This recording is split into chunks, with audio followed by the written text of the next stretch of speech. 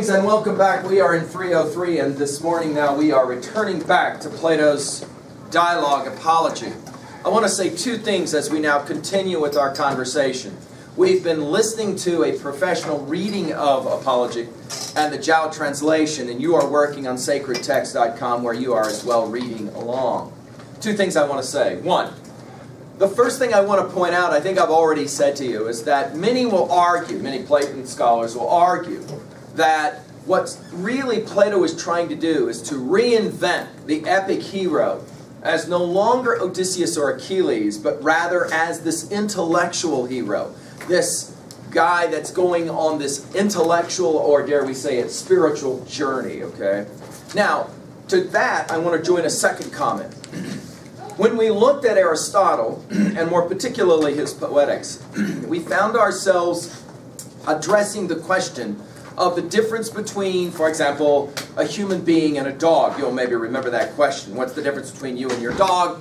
And the answer that Aristotle gives is that capacity for the appreciation of beauty, what we call aesthetics. That a dog and you can both watch the play Oedipus Rex, but only one of you can gain that cathartic experience. But think about what that means. And I tried to formulate that in that phrase, the difference between you and a fly is that you know about fly swatters. And that's a fundamental way to understand apology. Think of it this way. Great epic heroes all have to come to terms with their mortality and the potentiality of their dying.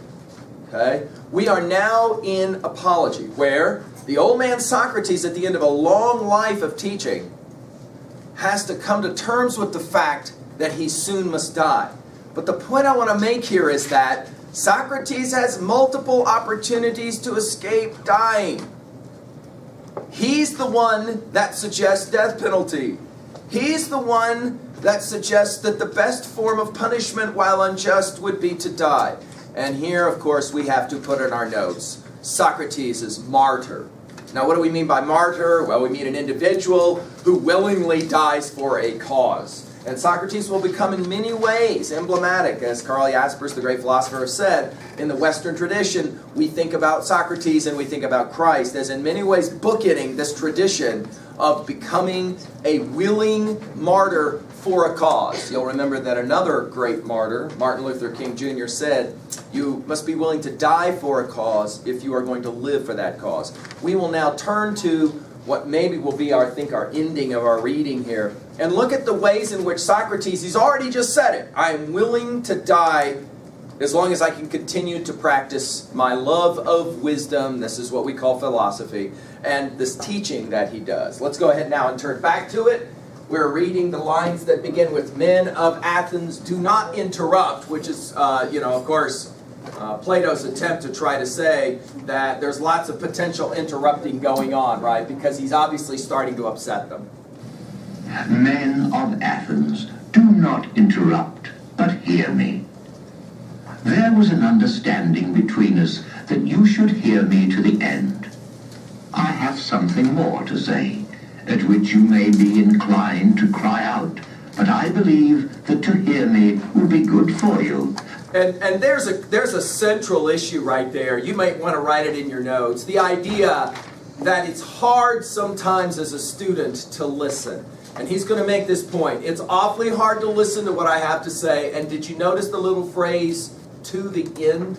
In other words, don't be lazy. Listen all the way to the end. We're going to hear this at the beginning of Republic as well. And therefore, I beg that you will not cry out. I would have you know that if you kill such an one as I am, you will injure yourself more than you will injure me. Nothing will injure me, not Miletus, nor yet Anytus. They cannot, for a bad man is not permitted to injure a better than himself. I do not deny that Anytus may, perhaps, kill him, or drive him into exile, or deprive him of civil rights. And he may imagine, and others may imagine, that he is inflicting a great injury upon him. But there I do not agree, for the evil of doing as he is doing, the evil of unjustly taking away the life of another, is greater far. This ends side 2 of cassette 1 of The Final Days of Socrates. Please fast forward to the end before loading cassette 2. The Final Days of Socrates, cassette 2. And now, Athenians, I am not going to argue for my own sake, as you may think, but for yours, that you may not sin against the God by condemning me, It's an important line. his gift to you. For if you kill me, you will not easily find a successor to me, who, if I may use such a ludicrous figure of speech, am a sort of gadfly, given to the state by God, and the state is a great and noble steed, who is tardy in his motions owing to his very size, and requires to be stirred into life. I am that gadfly which God has attached to the state, and all day long, and in all places, am always fastening upon you, arousing and persuading and reproaching you. You will not easily find another like me, and therefore I would advise you to spare me. I dare say that you may feel out of temper, like a person who is suddenly awakened from sleep, and you think that you might easily strike me dead, as Anytus advises, and then you would sleep on for the remainder of your lives, unless God in his care of you sent another gadfly. When I say that I am given to you by God, the proof of my mission is this. If I had been like other men, I should not have neglected all my own concerns, or patiently seen the neglect of them during all these years, and have been doing yours. Coming to you individually, like a father or elder brother, exhorting you to regard virtue. Such conduct, I say, would be unlike human nature. If I had gained anything, or if my exhortations had been paid, there would have been some sense in my doing so. But now, as you will perceive, not even the impudence of my accusers dares to say that I have ever exacted or sought pay of anyone. Of that they have no witnesses, and I have a sufficient witness to the truth of what I say. My poverty. Someone may wonder why I go about in private giving advice and busying myself with the concerns of others, but do not venture to come forward in public and advise the state. I will tell you why. You have heard me speak at sundry times and in divers places of an oracle or sign which comes to me, and is the divinity which Miletus ridicules in the indictment. This sign, which is a kind of voice, first began to come to me when I was a child. It always forbids but never commands me to do anything which I am going to do. This is what deters me from being a politician, and rightly, as I think. For I am certain, O men of Athens, that if I had engaged in politics, I should have perished long ago, It's an important and line. done no good either to you or to myself. And do not be offended at my telling you the truth, for the truth is that no man who goes to war with you, or any other multitude, honestly striving against the many lawless and unrighteous deeds which are done in a state, will save his life. He who will fight for the right, if he would live even for a brief space, must have a private station, not a public one. I can give you convincing evidence of what I say, not words only, but what you value far more, actions. Let me relate to you a passage of my own life which will prove to you that I should never have yielded to injustice from any fear of death, and that as I should have refused to yield, I must have died at once. I will tell you a tale of the courts, not very interesting perhaps, but nevertheless true. The only office of state which I ever held, O men of Athens, was that of senator. The tribe Antiochus, which is my tribe, had the presidency at the trial of the generals who had not taken up the bodies of the slain after the battle of Arginusi. And you proposed to try them in a body, contrary to law, as you all thought afterwards. But at the time, I was the only one of the Prytanes who was opposed to the illegality, and I gave my vote against you. And when the orators threatened to impeach and arrest me, and you called and shouted, I made up my mind that I would run the risk having law and justice with me, rather than take part in your injustice, because I feared imprisonment and death. This happened in the days of the democracy. But when the oligarchy of the 30 was in power, they sent for me and 4 others into the rotunda, and bade us bring Leon the Salaminian from Salamis, as they wanted to put him to death. This was a specimen of the sort of commands which they were always giving with the view of implicating as many as possible in their crimes.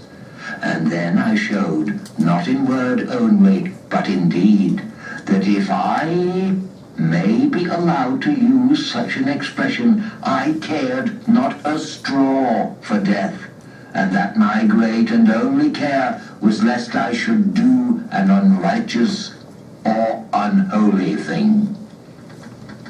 For the strong arm of that oppressive power did not frighten me into doing wrong. And when we came out of the rotunda, the other 4 went to Salamis and fetched Leon. But I went quietly home, for which I might have lost my life, had not the power of the 30 shortly afterwards come to an end. And many will witness to my words. Now do you really imagine that I could have survived all these years if I had led a public life, supposing that like a good man I had always maintained the right and had made justice as I ought the first thing? No, indeed, men of Athens, neither I nor any other man. But I have been always the same in all my actions, public as well as private, and never have I yielded any base compliance to those who are slanderously termed my disciples, or to any other.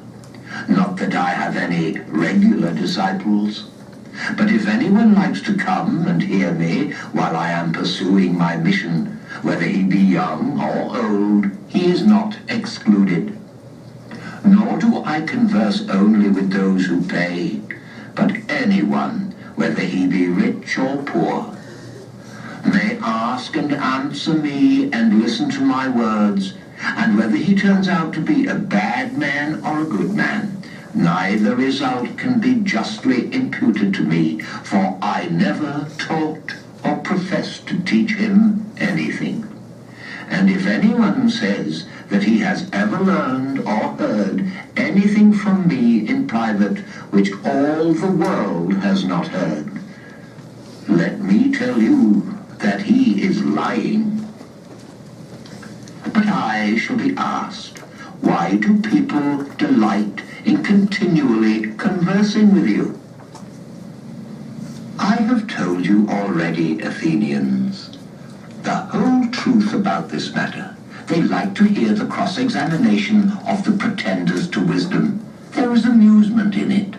Now, this duty of cross-examining other men has been imposed upon me by God, and has been signified to me by oracles, visions, and in every way in which the will of divine power was ever intimated to anyone.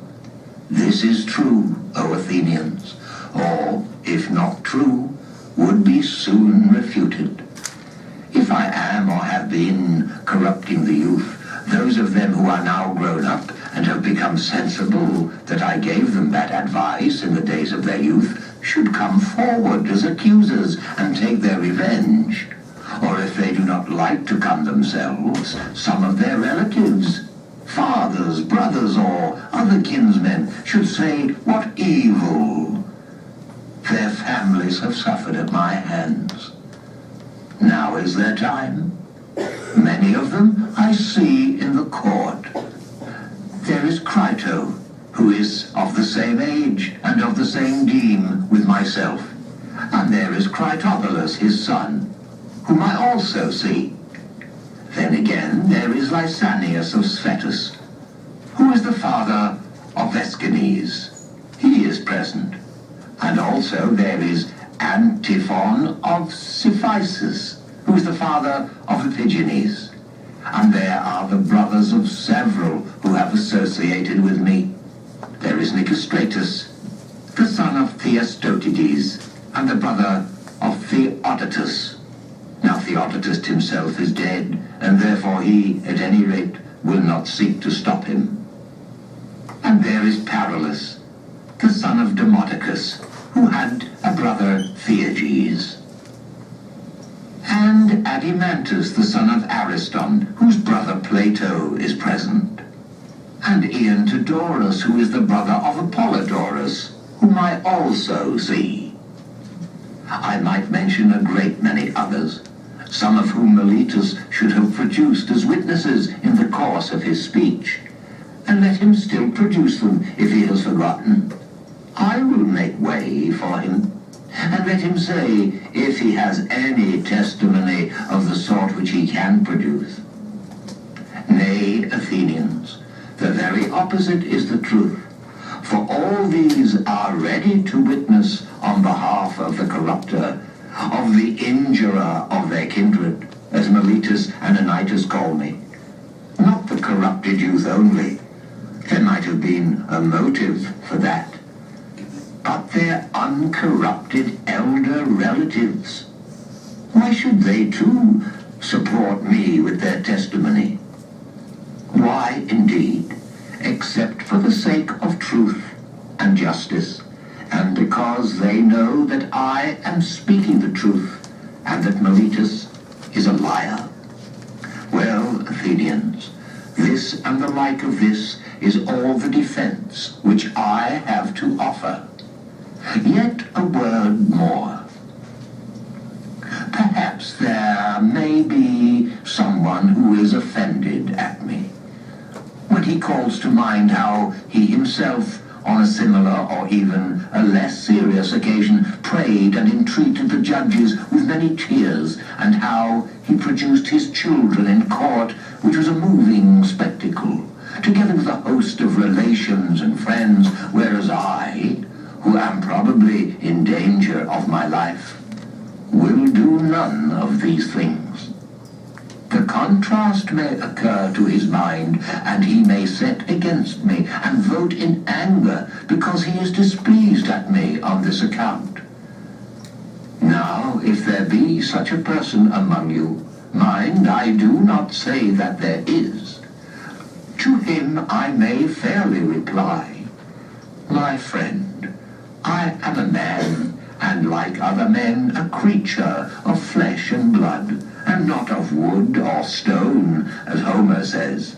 And I have a family, yes, and sons.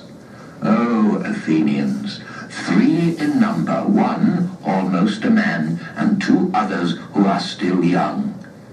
And yet I will not bring any of them hither in order to petition you for an acquittal. And why not? Not from any self-assertion or want of respect for you. Whether I am or am not afraid of death is another question, of which I will not now speak. But having regard to public opinion, I feel that such conduct would be discreditable to myself and to you and to the whole state. One who has reached my years and who has a name for wisdom ought not to demean himself. Whether this opinion of me be deserved or not, at any rate, the world has decided that Socrates is in some way superior to other men.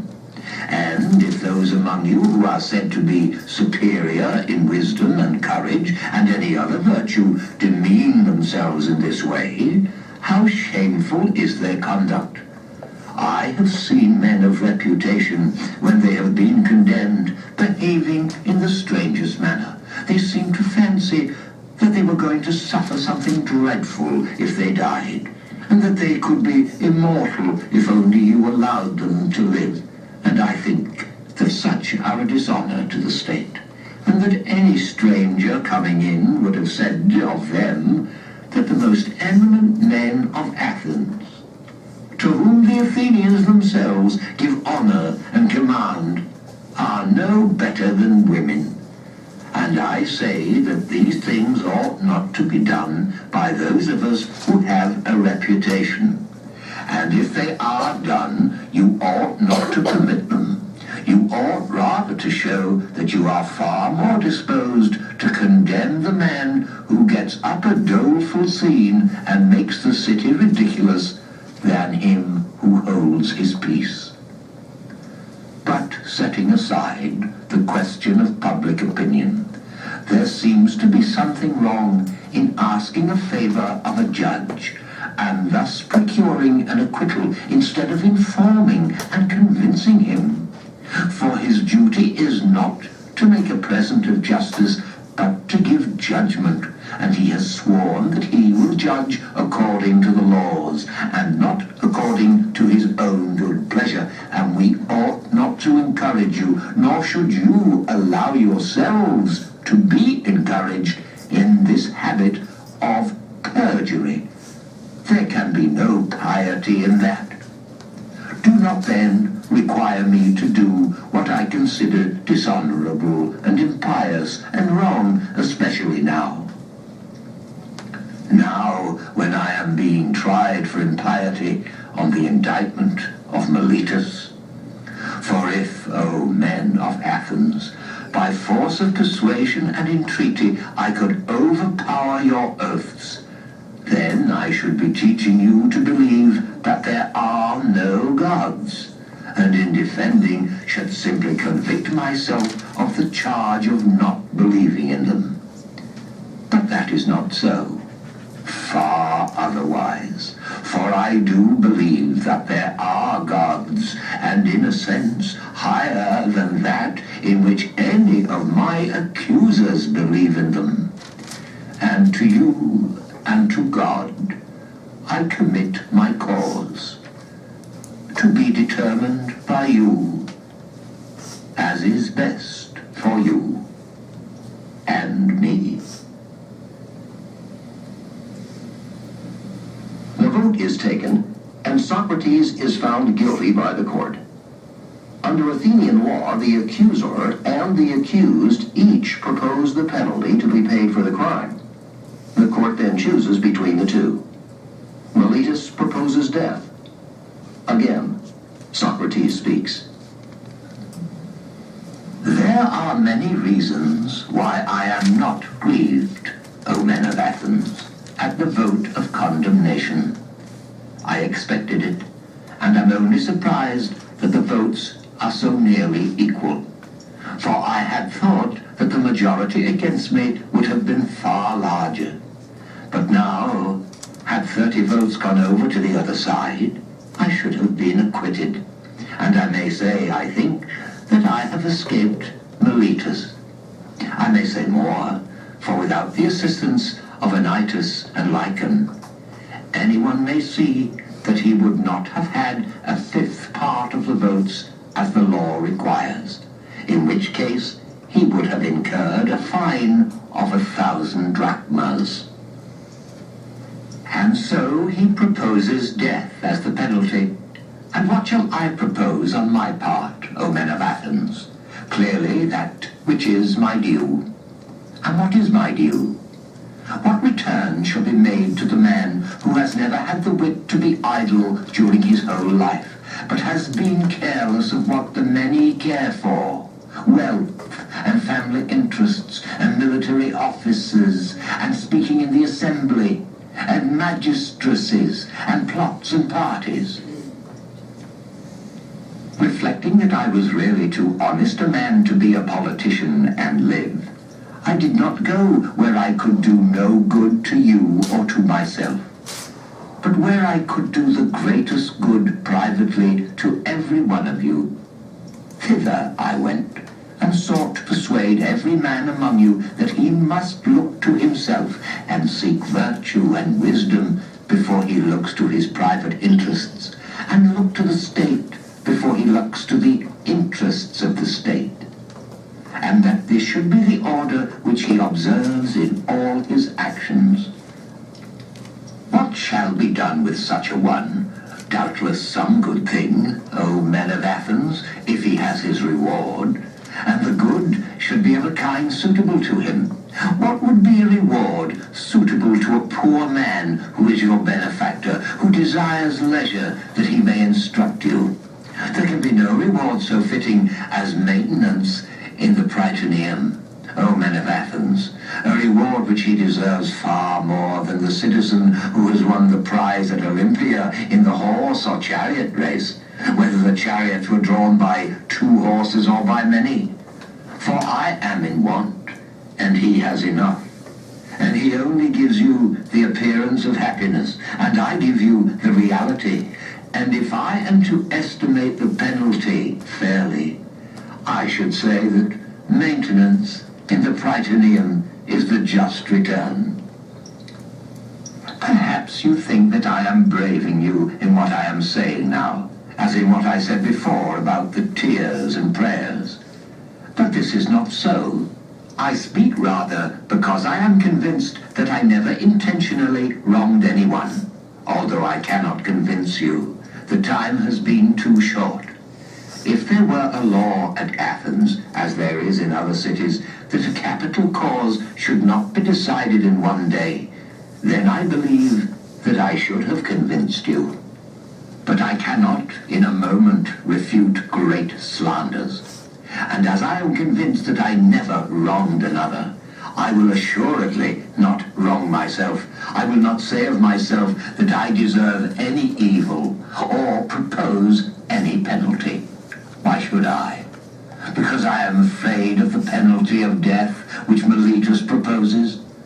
When I do not know whether death is a good or an evil, why should I propose a penalty which would certainly be an evil? Shall I say imprisonment? And why should I live in prison and be the slave of the magistrate of the year, of the 11? Or shall the penalty be a fine and imprisonment until the fine is paid? There is the same objection. I should have to lie in prison. For money I have none and cannot pay. And if I say exile, and this may possibly be the penalty which you will affix, I must indeed be blinded by the love of life, if I am so irrational as to expect that when you, who are my own citizens, cannot endure my discourses and words, and have found them so grievous and odious that you will have no more of them, others are likely to endure me? No, indeed, men of Athens, that is not very likely. And what a life should I lead at my age, wandering from city to city, ever changing my place of exile, and always being driven out. For I am quite sure that wherever I go, there as here, the young men will flock to me. And if I drive them away, their elders will drive me out at their request. And if I let them come, their fathers and friends will drive me out for their sakes. Someone will say, "Yes, Socrates, but cannot you hold your tongue, and then you may go into a foreign city, and no one will interfere with you?" Now I have great difficulty in making you understand my answer to this. For if I tell you that to do as you say would be a disobedience to the god, and therefore that I cannot hold my tongue, you will not believe that I am serious. And if I say again that daily to discourse about virtue and of those other things about which you hear me examining myself and others is the greatest good of man, and that the unexamined life is not worth living, you are still less likely to believe me. Yet I say what is true, although a thing of which it is hard for me to persuade you. Also, I have never been accustomed to think that I deserve to suffer any harm. Had I money, I might have estimated the offense at what I was able to pay, and not have been much the worse. But I have none, and therefore I must ask you to proportion the fine to my means. Well, perhaps I could afford a minor, and therefore I propose that penalty. Plato, Crito, Critobulus, and Apollodorus, my friends here, bid me say 30 minae, and they will be the sureties. Let 30 minae be the penalty, for which sum they will be ample security to you. Socrates is condemned to death. Not much time will be gained, O Athenians, in return for the evil name which you will get from the detractors of the city, who will say that you killed Socrates, a wise man. For they will call me wise, even though I am not wise, when they want to reproach you. If you had waited a little while, your desire would have been fulfilled in the course of nature. For I am far advanced in years, as you may perceive, and not far from death. I am speaking now, not to all of you, but only to those who have condemned me to death, and I have another thing to say to them. You think that I was convicted because I had no words of the sort which would have procured my acquittal. I mean, if I had thought fit to leave nothing undone or unsaid. Not so. The deficiency which led to my conviction was not of words, certainly not. But I had not the boldness, or impudence, or inclination to address you as you would have liked me to do, weeping and wailing and lamenting and saying and doing many things which you have been accustomed to hear from others, and which, as I maintain, are unworthy of me. I thought at the time that I ought not to do anything common or mean when in danger, nor do I now repent of the style of my defense. I would rather die having spoken after my manner than speak in your manner and live. For neither in war, nor yet at law, ought I or any man to use every way of escaping death. Often in battle there can be no doubt that if a man will throw away his arms and fall on his knees before his pursuers, he may escape death. And in other dangers there are other ways of escaping death. If a man is willing to say and do anything, the difficulty, my friends, is not to avoid death, but to avoid unrighteousness, for that runs faster than death. I am old and move slowly, and the slower runner has overtaken me, and my accusers are keen and quick, and the faster runner, who is unrighteousness, has overtaken them. And now I depart hence, condemned by you to suffer the penalty of death.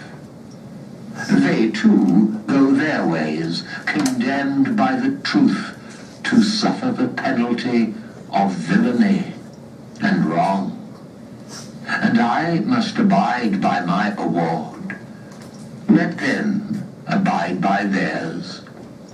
I suppose that these things may be regarded as fated, and I think that they are well. And now, O men who have condemned me, I would fain prophesy to you, for I am about to die, and in the hour of death men are gifted with prophetic power, And I prophesy to you, who are my murderers, that immediately after my departure, punishment far heavier than you have inflicted on me will surely await you. Me you have killed because you wanted to escape the accuser and not to give an account of your lives. But that will not be as you suppose, far otherwise. For I say that there will be more accusers of you than there are now, accusers whom hitherto I have restrained. And as they are younger, they will be more inconsiderate with you, and you will be more offended at them. If you think that by killing men you can prevent someone from censuring your evil lives, you are mistaken. That is not a way of escape which is either possible or honorable. The easiest and noblest way is not to be disabling others, but to be improving yourselves. This is the prophecy which I utter before my departure to the judges who have condemned me. So we'll stop there now for the morning and make the observation that there is a prophecy that Plato is the one who really is making. In other words, think about this. This is the great gotcha of all time. Plato's a young kid watching this happen. He sees it, he's offended by it, and then he becomes, of course, really certain that the future will have a certain rendering of history. Of course, he helps to make that history. Thank you.